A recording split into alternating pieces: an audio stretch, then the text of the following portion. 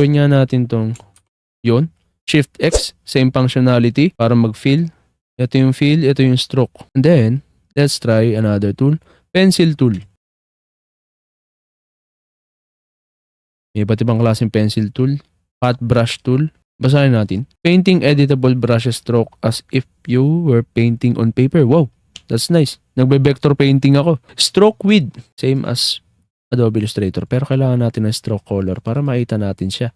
Naka-RGB slider, HSL, yung favorite ko. Mas madali akong mag-impla ng kulay dito eh.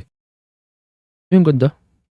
Parang Illustrator din. Try natin tong gradient. Pinagsama yung Illustrator sa Corel eh. Yun. This is the gradient panel. So, pag kinlik natin to, and then, mamili tayo. How about this one? Eto ang shape. Let me try using ellipse. Nasa ng alignment? Where is the alignment? Eto. Okay, okay. Sanay ako na nandito lahat sa panel ko eh. Nasa Dockers panel ko. Again, let's use the gradient tool. Linear. So, under ng fill tool ay yung transparency. Yun na nga sinasabi ko. CorelDRAW na CorelDRAW ito. Same as elliptical.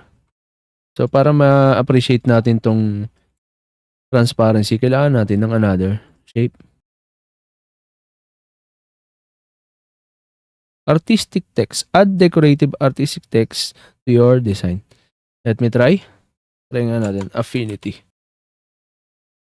Hulaan nyo kung anong favorite kong font. Dahil wala tayong viewer, ako na sasagot. Gotham. Gotham. Nice. Color picker, style picker tool. Trial.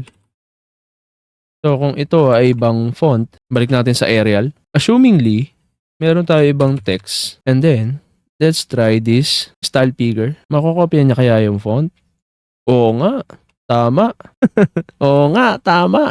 Tama ka, Erning. Okay, let's try naman tong pixel.